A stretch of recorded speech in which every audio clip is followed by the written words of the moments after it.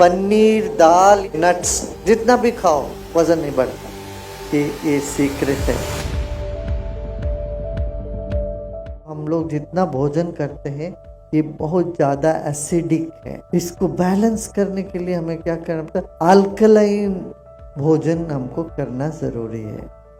Alkaline और acidic क्या क्या है इस पर भी ध्यान देना। जितना अनाज खाते हैं वो सब एसिडिक हो जाता है। सब्जी जो खाते हैं वो अल्कलाइन होती है। अल्कलाइन पानी पीना चाहिए आपको रोज। अल्कलाइन पानी कैसे बनाते हैं पता है? 1 लीटर पानी रखो एक जग में, काकड़ी उसमें डाल दो, 4 पीस छोटे छोटे पीस काकड़ी और छोटे छोटे नींबू के 2 पीस उसमें डाल दो और रात भर रह जाए, सुबह वो अल्कलाइन पानी हो जाता है। फिर 1 दिन 1.5 दिन तक उसको हम पी सकते हैं। और कब पीना चाहिए? सुबह उठ के थोड़ा सा पी लेना। फिर भोजन के बाद तुरंत नहीं पीना चाहिए और भोजन से पहले भी नहीं पीना चाहिए। भोजन करने के बाद 2 घंटे बाद उसको थोड़ा और पानी पी लो। इस तरह से करोगे तो हमारे जो रक्त है वो अल्कलाइन होएगा। ब्लड अल्कलाइन होता है तो ब्लड की अच्छा सर्कुलेशन होता है। फिर मगज का दर्द, जोड़ों का दर्द, सिर में दर्द, ये सब आप देखोगे अपने आप दूर होता है। हल्दी खाते हैं हम, हल्दी बहुत आवश्यक है। प्रतिनित्य हल्दी और अदरक, हल्दी अदरक का अचार बनता है ना, वो बच्चों को भी खिलाओ हल्दी, और आप लोग भी सब खाओ। प्रतिनित्य थोड़ा थोड़ा हल्दी और अदरक का सेवन करना चाहिए। हल्दी में एंटीवायरल प्रॉपर्टीज है। वायरल फीवर हो जाता है ना सब लोगों को, कितने दिन देखो फिर क्या क्या टैबलेट खानी पड़ती है। कच्चा हल्दी को थोड़ा नींबू के पानी में रखकर उसको खाने लगोगे, तुम्हें वायरल वगैरह की अटैक से तुम अपने आप को बचा सकते हो। ये सब वायरल अटैक होगा ही नहीं। वायरल जितने भी फीवर वगैरह है उस सब के लिए हल्दी दिव्य औषधि है। हल्दी और अमृत ये दोनों हमें लेना चाहिए। तुलसी और आंवला का जो कॉम्बिनेशन है ये बहुत उत्तम है रोग निरोधक शक्ति के लिए। हम लोग ने ऐसे बता दिया तुलसी का विवाह कर देते हैं। विवाह माने ये नहीं, तुलसी और आंवला को साथ सम्मान करो, उसको शरीर में लेना चाहिए।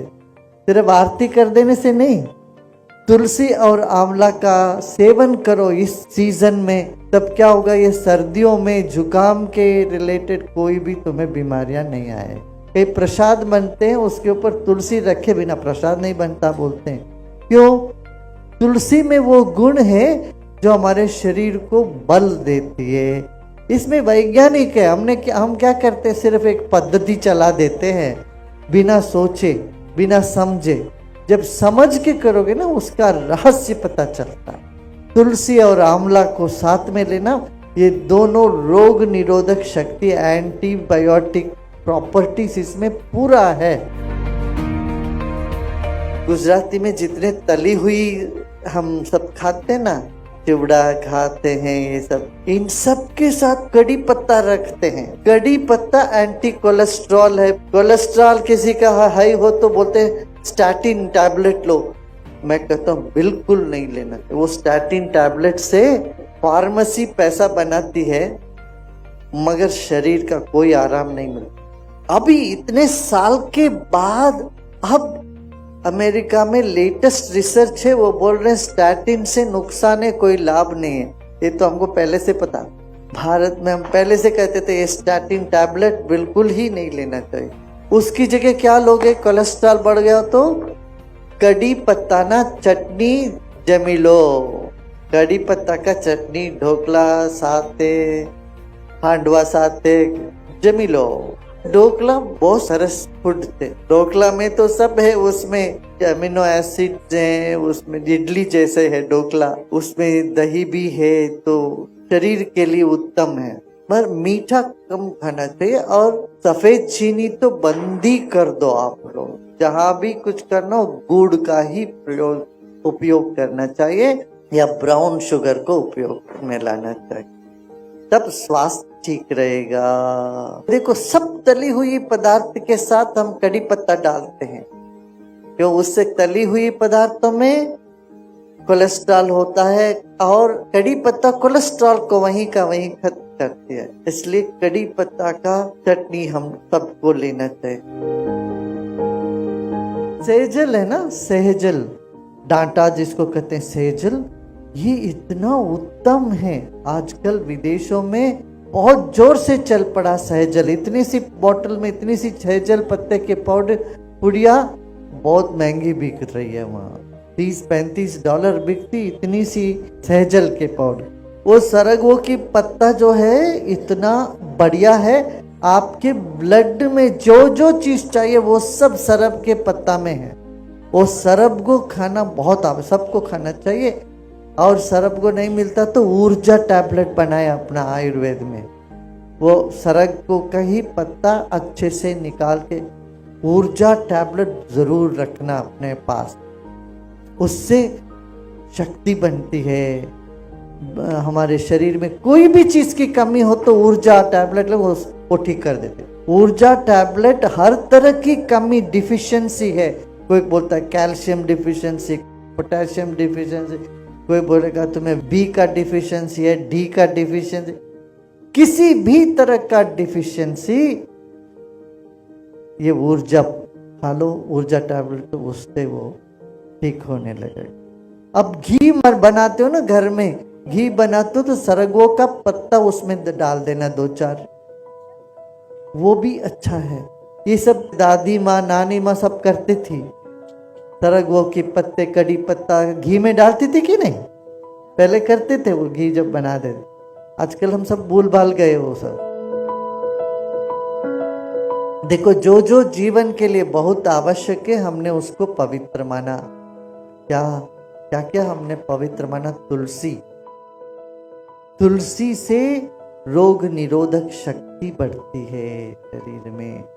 तुलसी हमने पवित्र माना। फिर क्या पवित्र माना हमने?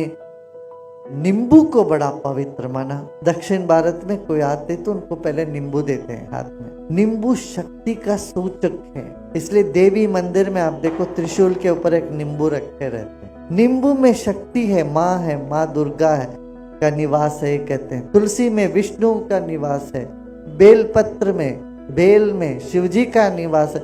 हम एक एक पत्ते को ईश्वर के साथ जोड़ के रखे हैं ताकि वो सारे ईश्वरी तत्व हमारे पौधों में, पत्तों में, फलों में निवास करते हैं। ये बात है, उनका तरंग इन चीजों में होता है।